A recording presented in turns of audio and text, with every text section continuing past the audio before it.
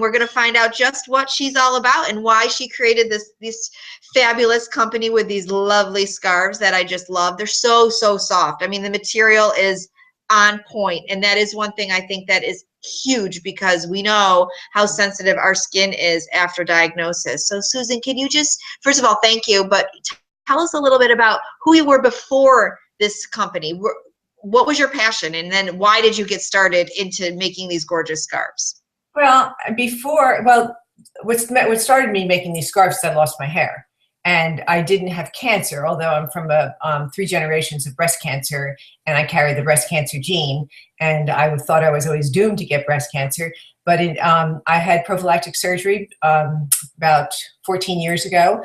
And right after I had my surgery, I lost my hair, which seemed terribly unfair to me because I'd gone through all the prophylactic surgery to avoid cancer, and then I developed alopecia. Oh my God. So wait, that is, I have to rewind for a second. That's awfully interesting to me because I have found a lot of women after breast cancer really do get an autoimmune disorder, and alopecia is autoimmune, right? Correct. Yes. And also, kudos for you for doing a prophylactic 14 years ago. That was totally unprecedented back then. Well, my mother had breast cancer, her sister had cancer, my mother's mother had breast cancer, and then my one sister was diagnosed at 29, and when my other sister was diagnosed at 43, I didn't think it was a decision anymore. It was, you know. Oh my gosh, I just got the chills. Holy cow. So, once we had our family, we were one of the first families to be tested for the breast cancer gene. And once I discovered I had the gene, I didn't think it was a decision anymore. So I went ahead and had my ovaries removed, and I had my breasts removed. And I've not looked back on the decision even once, because up until then it was biopsies and lumps. And, every month I was like, oh my gosh, I've got cancer. So, but then, right after that, about a year after that, I developed alopecia. And I started to lose my hair one day in the shower. My hair was coming out in my hands. And then 3 months later, I was totally bald. And it was such a shock because, I had never even heard of alopecia, nor knew anyone that had it. And here I was, a very, very, very active person. I was, I had retired from my career. I was a stockbroker on the floor of the Philadelphia Stock Exchange. And I was completely enjoying life, and wham. So it was a pretty big lifestyle change for me because I really kind of disappeared for a while, and I got my head on straight, and then I started to look for options for bald women, and I was absolutely shocked that the fashion world hadn't met the medical headwear world. So I decided that I would be the one to merge them, and I was always a very fashionable person, and I have a degree. One of my degrees is in fashion merchandising, so I had some background, but not in designing. So I sat down and I designed a scarf, and I knew exactly what I wanted. I wanted something stylish. I wanted beautiful fabrics. I wanted something that was secure, and I wanted something that people would look at me and say, you're sick. So that's how the BeauBeau got started. I hold 2 US patents on the design, and it's been great. I've been doing it for 10 years. Oh, well, and they are beautiful scarves, and the material, like I said, is just phenomenal. They're soft. They're easy to work with, and they do look very fashionable. And it's funny because I know you didn't have cancer, but going through anything traumatic like that is still an illness, and it's still, Right. something to be acknowledged. And the way you look right now is exactly how women want to feel when they're going through anything traumatic like that. You have a gorgeous headpiece on and fabulous earrings, and I think that says something for anyone in treatment. Put on a great headpiece, put on some chunky earrings, and walk out the door, and it does make you feel better. Absolutely. And my goal was to be able to go out in the public and have somebody say to me, you have I love your scarf, where did you get it from? And so when that happened, that was like my day was made. And it happens a lot now. So, but I wanted to show you a little something about my scarf. Please. It's raining. Just get a lot of sales calls during the day. There are scarves and there are scarves, but what make mine kind of unique is the design. And what I wanted to do is I want to kind of mimic your own hair. So they're kind of like your own hairs. They're around your face, and then they kind of have a natural lift in the back. And they're all lined in, extremely high quality cotton. So that's the piece that's next to your head, which makes them so comfortable. And they don't slip. And people ask me all the time, but don't silk scarves slip? And I was like, no, because of this design, they absolutely don't. And so they have, long tails like your own hair, and they come with a scrunchie. So you kind of just pretend it's your hair, and you know, you can put it up in a ponytail, you can do a messy ponytail, you can put it in a bun, you can do, you know, all sorts of things. And, you know, during the day when people are playing with their hair, I'm playing with my scarf. So it's kind of like, you know, mimics your own hair. That was my idea. I love that idea. I mean, what a great idea, because you are right. Like, I have long hair. So for me to have something that I can play with, you kind of still feel like you have a piece of yourself on top with you at all times. Right, exactly. Yeah. So that was the idea behind my creation, and I think I was successful in achieving it, from the feedback I get from my customers and so on. So I'm very pleased with my company. And then I decided to expand a little bit, and I started to make sleep caps, which are, you know, I wear sleep caps all the time at night because my head is constantly cold. But I found that in the middle of the night they were off, and, you know, couldn't find them. So I designed something that's once again stays on, but doesn't have a lot of elastic in it, and, you know, is very, very comfortable. And then I went on to design a bathing cap, which kind of is the same same pretense, that, you know, it has a natural lift, so it's not just like a skull cap to your head, and it's reversible. So that's kind of fun too. Oh, I love that. Yeah. Yeah. So, and then what else have I done? I've done reversible scarves where, you know, they have one lining on the inside and then another lining on the outside. This is actually our head warmer variety, which is nice for the winter. It has nice little cotton flannel on the inside and rayon on the outside, rayon jersey actually. So, and then I got into workout scarves because I felt like, you know, I was just trying to think of things that I do in my life. Okay, I work out and I run, and what am I going to wear on my head? I don't want to wear a wig.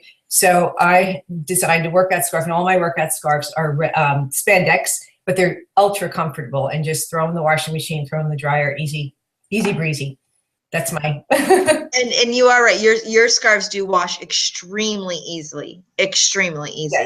Yes. Someone just asked me a question. Do you ever make them for children? Oh yeah, I did make them for children, and then I met a 5-year-old that had alopecia here in Florida. And when I met her, we were doing a race for alopecia, and we were being interviewed by, you know, the newspaper, and she would not say a word, wouldn't come out from behind her mother. And I thought, you know, why didn't I make these for kids? I mean, there's a little girl that's, you know, so traumatized by her hair loss. And when I made scarves for her, it absolutely changed her life. Her mother couldn't say enough. I mean, she wears a scarf. She never takes it off. And so then I decided to make a girl's variety, and they're adorable. They're the same design, just in really fun girl fabrics. That is awesome. That is truly. When I nannied for a family, and the father had alopecia. So yeah, I had never heard of the disease until I got it. Now I know a handful of people, but, you know, not very many people. It's 1% of the population, but. And honestly, for women, you know, when we not just through our diagnosis, but when we're taking all those hormone blockers, our hair sometimes doesn't always come back in the way we want it to, and thinning and losing it throughout different treatments and all different phases of taking those silly drugs that they make us take. Having a great scarf is fantastic. I mean, it really. They look good with hair too. I mean, I know a lot of people buy them just, you know, to wear as a fashion item. Well, the fact that you designed it so that it has a little lift in the back does change it a little bit, because I know that some scarves, you can't just take a regular scarf and put it on your head. It just doesn't work that way. It does fit like when you do that, it fits very tight to your head, and it makes you feel more like a patient. Right. Exactly. Yeah, and you know, they're sized, which is another unusual aspect for headscarves. I make them in 4 sizes, which isn't maybe the best business decision, but I just know that, you know, one size does not fit all for heads. I mean, some have tiny heads and they have big heads, and, you know, if you don't want to have something that you're adjusting all the time, they need to be sized. So I do make them in 4 sizes. You do, and your size chart is very easy to read, because a lot of times sometimes they're very difficult to read, and our clients have a very easy time reading your size chart. Yeah, and you know, and it's the sizing is actually pretty good, because I rarely have people return them and say they're too big or too small. So the sizing chart does work. No, I agree completely. So where do you see your company going from here? Like what is on the horizon for you guys? Actually, let me rewind for a second. I know what a small business you are, but is it just you doing all this? I mean, well, we had 2 years ago, I had 6 employees, and then this is where I almost pulled the plug, because we had a fire, and we had a fire in our office where we had all of our 5,000 inventory of scarves. And that almost sent me to the point where I gave up. But I had so many people say, please don't, you can't stop. You have to continue to make them. I won't know what to do.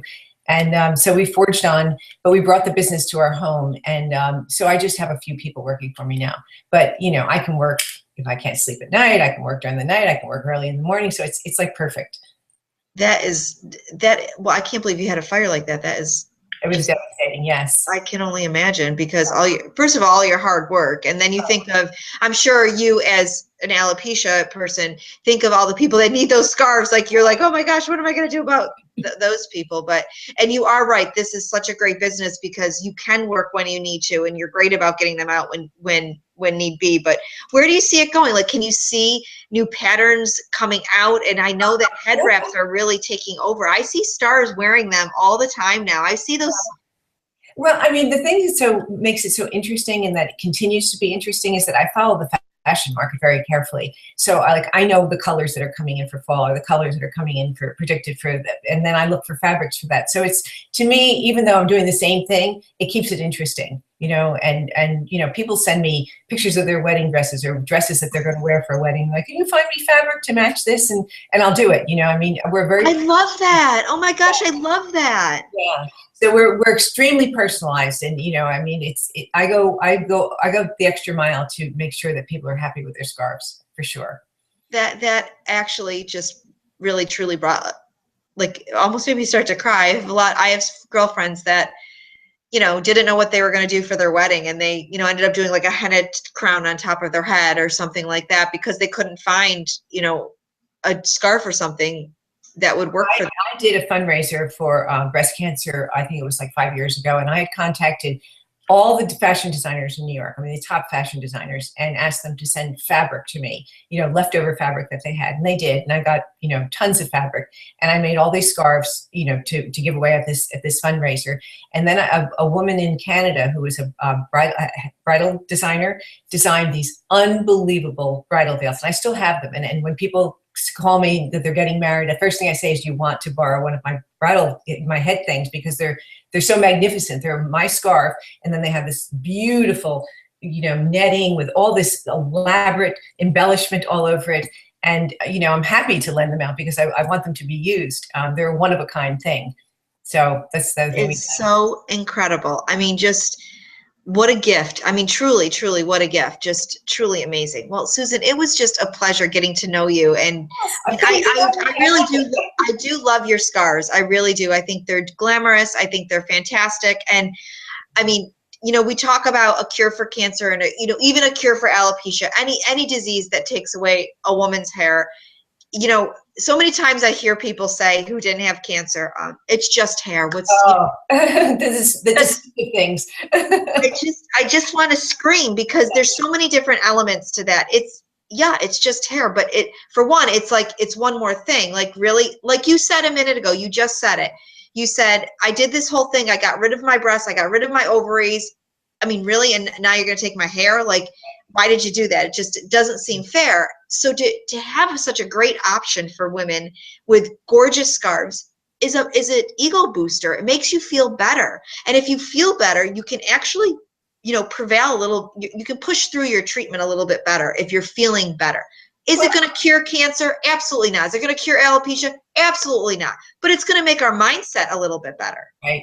Well, I know that a lot of women, are dismissed by their family. Like you just said, it's only your hair, or they're dismissed by their doctor. We're worried about your treatment, not your hair. So like, I feel like they come to me and they can discuss hair loss because I've been through it. And, I was dismissed by my own family and my friends too. Like, thank goodness you don't have cancer. You just have hair loss. So, I know what they're going through. I mean, hair loss is not something to just shrug off. It's emotional. No, and it's so huge. I'm not sick and I don't have a disease, but I have a disease of emotions going on. I make strides in my hair loss and people really crossing my personal space. And then, I feel great. And then somebody comes up to me and says, oh, I'm so sorry about your cancer. I'm like, I don't have cancer. I have hair loss. Yeah. And, I think it says something, not to get into a whole like political debate, but it says something for our mental health and how society looks at it, because hair loss, because it's not it doesn't affect us physically, so to speak. Right. It affects us mentally. We don't want to look at it. We want to discuss it. We don't want to deal with it. You're absolutely correct. And it's just too bad, because the mental part of it is what is so hard to deal with. And truthfully, that's when post-traumatic stress for us kicks in, because we poo-poo it so much that finally one day you look in the mirror and you're like, oh shit, I don't have any hair. Like, you know what I mean? Like, wow, what's going on? Well, our company did a research project called Anticipatory Coping, and it's how women, when they find out they're going to lose their hair, the coping mechanisms that take over. And it was a very interesting, project. And I would like to, make that available to you guys at any time. Oh, absolutely, because I actually often talk about the fact that as women, we're rushed to do this, to go to this doctor to find out, okay, when does treatment start? Then we're rushed to find out about surgery, and we're rushing through cancer. We rush. And then at the end of it, we sit down and we're like, what the heck just happened? Like, did I just have cancer? Did I just have surgery? When's my hair growing back in? Our head starts spinning afterwards. And that's when it all starts settling in. Yeah. I just recently was asking women, when did you cut your hair after cancer? And I actually had someone say to me, 5 years. She would have 5 years. She was so scared that, she was so scared about it. And to me, that's proof in the pudding, so to speak, because yes, her hair isn't going to solve anything, but you build a security around it. And you've heard of women that turn down treatment because they don't want to lose their hair. I know. I could name you 5 women that turned down treatment. Yes. Blows my mind. Well, I mean, it blows my mind, but it doesn't, because I know how traumatic it is not to have any hair. So. And honestly, Susan, what you said a minute ago about how people came up to you and said, I'm so sorry about your cancer. I think that's part of it, is women don't want to look like a cancer patient, and losing your hair equates to a cancer patient. And what you provide by these gorgeous scarves is a great alternative, because like you said, taking the beautiful tail right there and making it in a messy bun or in a ponytail, or, twisting it to the side, changes it a little bit. And if you walked into the grocery store looking like that, people don't treat you like a cancer patient. They treat you like this great, stylish woman that you are. Yes, exactly. Yeah. Well, this was fantastic, and I look forward to seeing more amazing fabrics and styles coming from your fabulous. Coming up soon. I know, look at those new rolls. Yay! Well, thank you so much, and have a great day. You too. Okay, bye.